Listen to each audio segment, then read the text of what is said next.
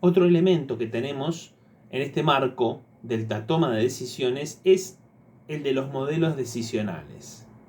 Los modelos decisionales funcionan para poder analizar una política pública, pero también dan elementos a la planificación de la misma. El modelo racional puro, que sería el primero de los modelos, pone a la técnica por encima de la política.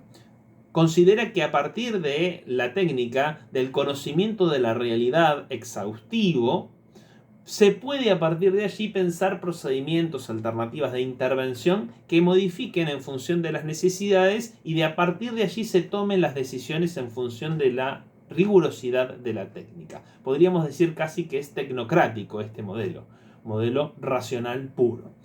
El modelo de racionalidad limitada, en cambio, acepta los límites de la realidad.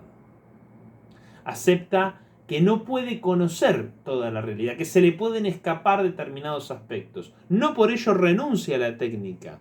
Busca describir y explicar la realidad para brindar al decisor evidencia empírica con que tomar decisiones, pero acepta que no puede conocerlo todo. Por lo tanto, necesita incluso de la interacción para poder conocer. Y a partir de allí también ir repensando dinámicamente y no estructurando tanto, como el modelo de racionalidad pura, la decisión. El otro modelo es el modelo incremental, donde aquí se reconoce que hay un juego del poder fuerte entre los actores y que la realidad, la toma de decisiones, tiene que surgir en general de la pluralidad de sus actores y de la pluralidad de sus voces. Por lo tanto, son de alguna manera como coproducidas las decisiones, pero en función de sostener un relativo statu quo, es decir, de no moverse demasiado de lo establecido. No podemos avanzar demasiado, explicar demasiado la realidad y trascenderla en función de transformaciones fuertes, sino sostener determinados procesos, en todo caso, hacer pequeñas modificaciones con acuerdos sin que se modifique en términos generales el statu quo. Otra manera también en la cual se toman decisiones en la política pública. Finalmente tenemos el último de los modelos llamado cubo de basura, garbage can, donde los participantes y quienes hacen la política pública definen los problemas y sus soluciones casi de manera aleatoria, por casualidad, donde de alguna manera se originan acontecimientos y soluciones a los problemas sin una necesaria interpretación técnica, sin un proceso racional de búsqueda, sino más bien por fruto de la propia casualidad. Evidentemente que no en todas las políticas públicas y en todas las instituciones, como también las instituciones universitarias, sabemos que estos modelos no son de alguna manera vividos de manera cabal, sino que se da como una combinación en el desarrollo de las políticas públicas y en el desarrollo de las instituciones también. Hay momentos de mayor incrementalismo, donde se reconoce la necesaria coproducción de las decisiones en el marco de la pluralidad de los actores.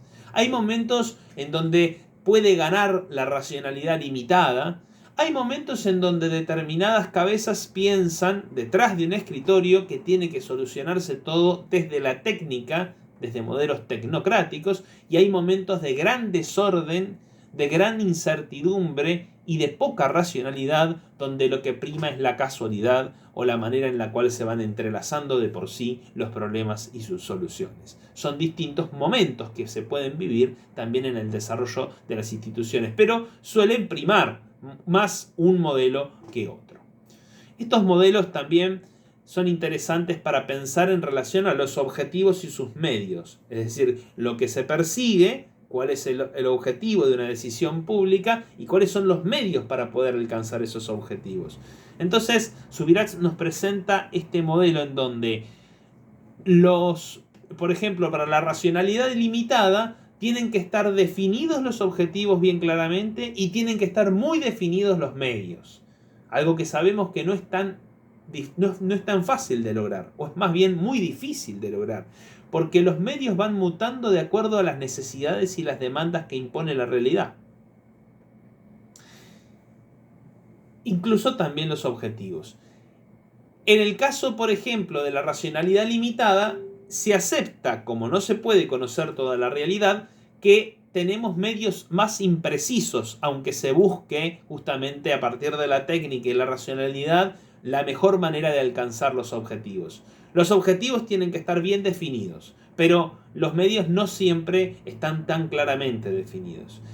En el proceso incremental, en cambio, tenemos objetivos imprecisos porque justamente surgen del diálogo, del intercambio, de la coproducción entre los distintos actores y fundamentalmente con ese gran objetivo de sostener relativamente el statu quo. Y los medios son definidos porque son esos, son justamente aquellos que me permiten una coproducción en donde no me vaya de la línea establecida.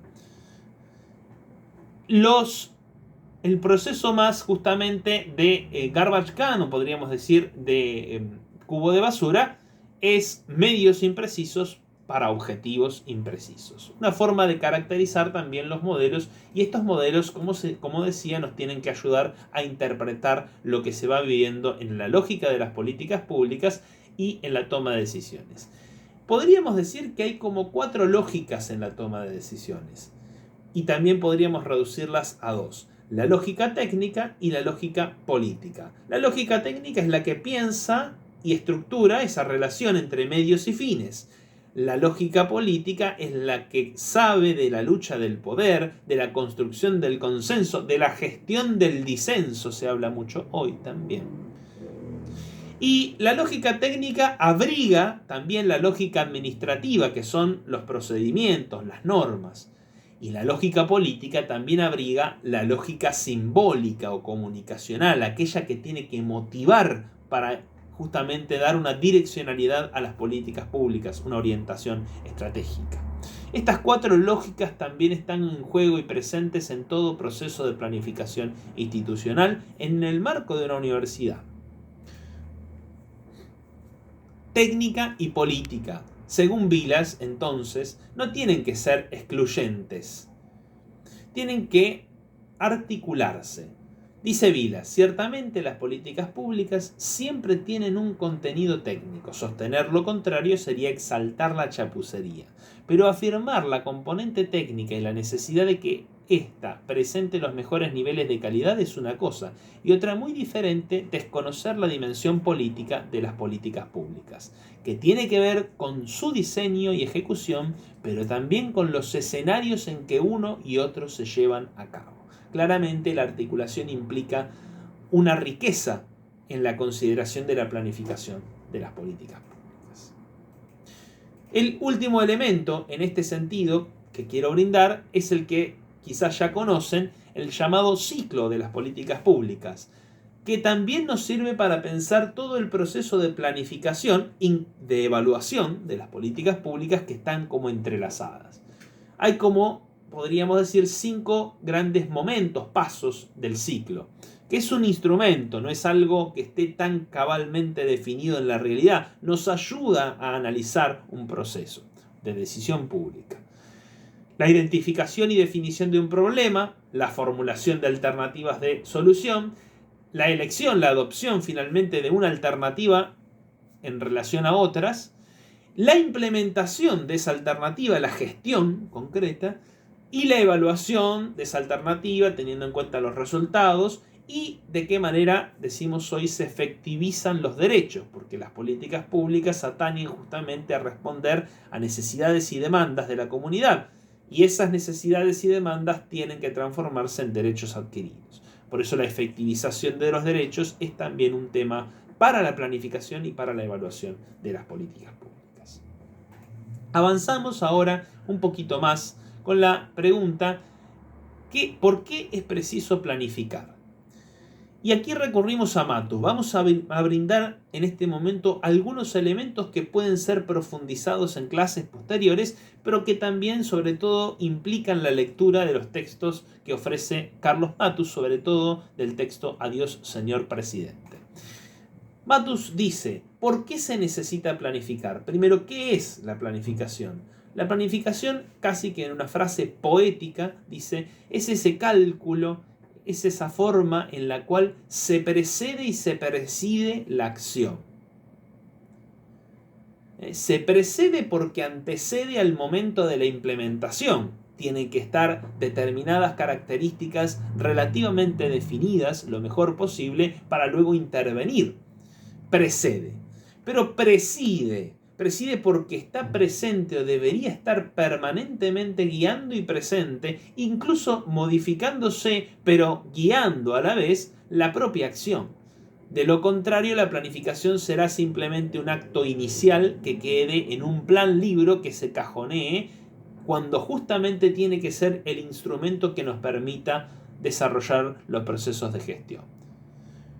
Dice Matus, se necesita planificar porque es necesaria una mediación entre el futuro y el presente. Ese presente que es una situación inicial y una situación deseada del futuro que quiero justamente alcanzar. Entonces la planificación es esa mediación también entre la situación inicial que quiero revertir, modificar, y esa situación deseada.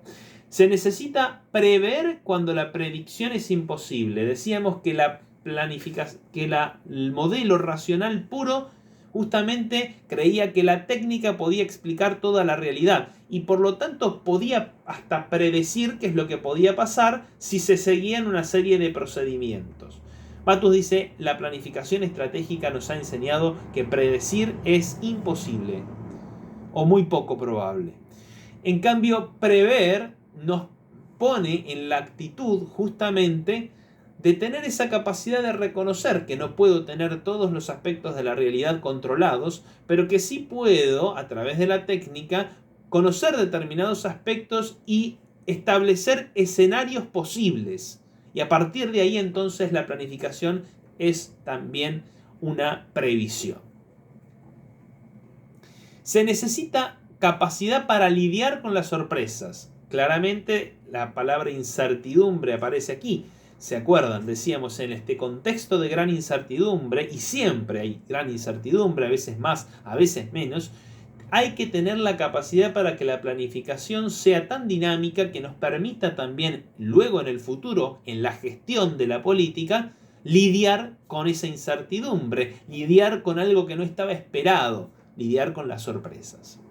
Se necesita también una mediación del pasado con el futuro, no solo del presente, sino de lo que ha pasado, del contexto que se trae, del camino que se trae recorrido, con ese futuro que se quiere alcanzar.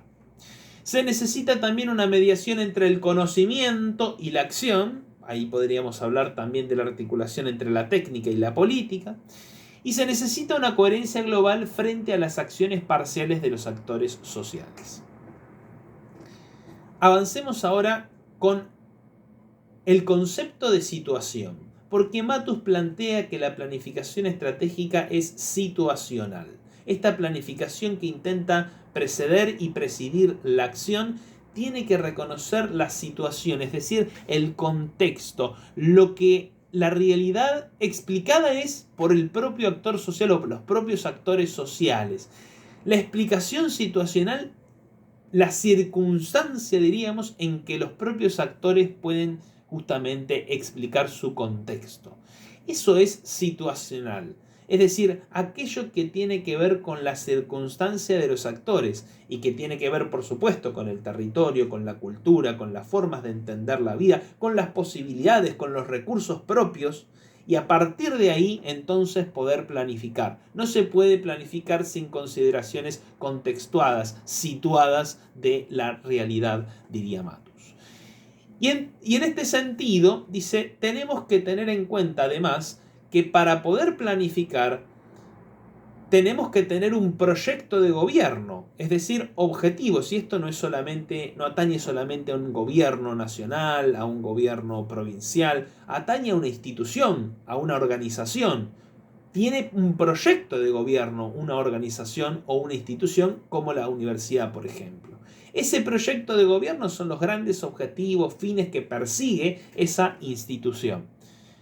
Ahora, ese proyecto de gobierno requiere de capacidades que puedan generar las condiciones para que ese proyecto tenga lugar.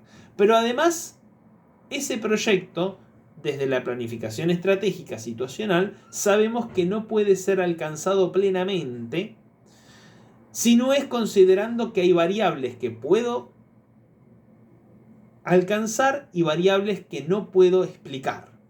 Variables que puedo manipular y variables que no, es decir, aspectos de la realidad que trascienden. A eso Matus lo llama la capacidad de gobernabilidad del sistema. Entonces es como el triángulo de gobierno. Tengo que tener la capacidad de tener claridad en el proyecto de gobierno, las capacidades necesarias para poder trabajar e intervenir para alcanzar ese proyecto de gobierno y la consideración de qué es lo que controlo y no controlo, la gobernabilidad del sistema. Por último, y desarrollo muy rápidamente esto que lo vamos a seguir profundizando, Matus propone 4 momentos de planificación. El momento analítico explicativo, el momento normativo, el momento estratégico y el momento táctico operacional. En el momento analítico explicativo estoy preguntándome qué pasa, cuál es la situación en la que nos encontramos, cómo describiríamos la realidad y esa situación inicial, el problema. El momento normativo es la situación deseada, es la estructuración de ese objetivo que tenemos que alcanzar, que perseguir. ¿Y cómo lo vamos a hacer? Esa es la pregunta del momento estratégico. ¿Cuáles son los obstáculos que vamos a tener que sortear? ¿Y de qué manera vamos a establecer un camino, una estrategia para alcanzar ese momento normativo, esa situación deseada? Y por supuesto, cuando tengo la estrategia, luego tengo que ver cómo lo instrumentalizo, cómo lo implemento, de qué manera se va justamente siguiendo una serie de procesos y procedimientos que hacen al camino estratégico para alcanzar esa situación deseada. Estos son como los momentos de la planificación, pero que no son estáticos. Matus a propósito utiliza la palabra momento justamente para decir que no se trata de una situación estática, sino que el momento es superior a la etapa, podríamos decir que la etapa justamente es estática, el momento es dinámico y yo puedo incluso en el medio de la implementación de una política pública, en el medio del desarrollo institucional, puedo volver al momento normativo y redefinirlo, fortalecerlo, o puedo modificar el momento estratégico, o puedo tener que revisar el momento táctico operacional, y entonces vuelvo a explicar quizás la realidad para interpretar mejor. Es decir, no es algo que se dé de una vez y para siempre, sino que está en permanente movimiento. Última pregunta de esta clase: ¿cómo aplicamos esto al desarrollo institucional en el ámbito universitario? Voy a valerme de algunas frases de Ana Jaramillo, del texto que ustedes tienen, que fue utilizado y presentado en la Asamblea Universitaria del año 2021, en el marco del informe de gestión de la Universidad Nacional de Lanús, donde plantea Jaramillo una serie de necesidades de articulación entre la técnica y la política y entre la academia y la política, que nos permiten también entender que todo este aprendizaje en torno a las políticas públicas y la planificación de las políticas públicas tiene mucho que ver con los propios procesos que se viven en las universidades y que también tienen que ver con el norte, con el hacia dónde de las universidades. Fíjense esta frase de Jaramillo, dice: se sostiene que los científicos y académicos buscan siempre el porqué y los políticos buscan el cómo. Y entre ambas actividades existe una brecha difícil de superar que obstaculiza la producción de una actividad conjunta en beneficio del interés nacional y de la sociedad a la cual deberán responder. Una universidad que piense la planificación para adentro, pero excluida de todo lo que tiene que ver con el beneficio del interés nacional, de las necesidades de la sociedad, justamente es una universidad que escinde, que divide la academia de la política, cuando la academia tiene que estar al servicio y en articulación y la política tiene que escuchar. Entonces hay una necesaria articulación que también hay que vivirla como proceso de desarrollo institucional para entender que la planificación y las políticas públicas forman parte de la propia universidad. Otra frase que en este caso la extrae la rectora de Jauretche dice: en este rumbo debe replantearse el contenido de la Universidad Argentina, puesta al servicio del pueblo argentino y de su liberación efectiva. Pero el pueblo necesita de instrumentos técnicos para la liberación, y la universidad está en la obligación de proporcionárselos si no quiere prolongar un hiatus, una división entre ella y el pueblo que es nocivo para el porvenir de la democracia argentina. Interesante porque ahora, en palabras de Jauretche, vemos cómo esa necesaria articulación entre la técnica y la política en el ámbito universitario y de la universidad con su fin en sí mismo tiene una razón de ser muy significativa. Ahora bien, es necesario decir que en el ámbito de la universidad y en el desarrollo de la historia de la universidad ha habido como tradiciones. Folari identifica al menos dos tradiciones, una que es más ligada a la autonomía y otra que es más ligada al planeamiento desde el Estado, pero no niega que es necesaria también una articulación y una resignificación de ambas. Lo que dice es que la tradición de la autonomía ha estado más ligada a la reforma del 18, que ha sido un logro para las universidades y que ha favorecido la democratización, pero que sin embargo ha servido también para posicionar a los sectores privilegiados, porque en ese momento los sectores privilegiados eran los que asistían a la universidad.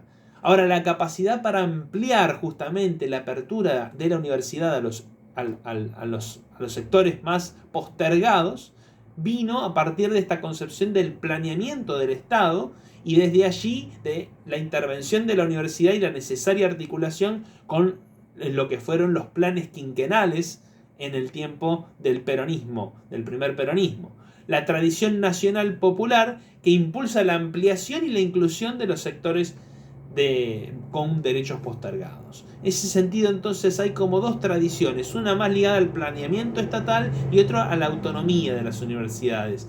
Y hay como un versus que se va dando, pero que en definitiva lo que hay que hacer es superar el binomio en favor de la planificación, pero con una resignificación de la autonomía. Entonces, las universidades no tenemos que mirarnos el ombligo, mirar para adentro, sino mirar la realidad, articular desde allí nuestro propio proyecto y planificar en relación a las demandas nacionales, a las demandas locales, a las demandas regionales, como dice también el estatuto de nuestra universidad.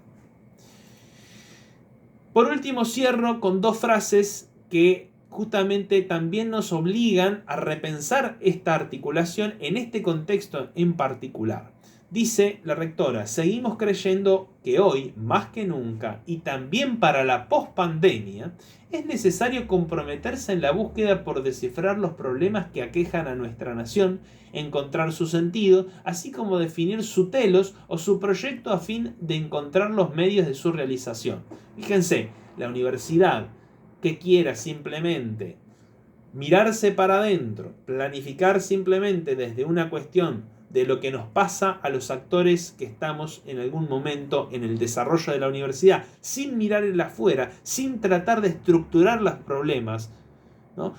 Cerrándonos en disciplinas, podríamos decir, tenemos incapacidad para poder articular verdaderamente la técnica y la política, la academia y la política. Por lo tanto, la planificación de las universidades tiene que estar también orientada por problemas.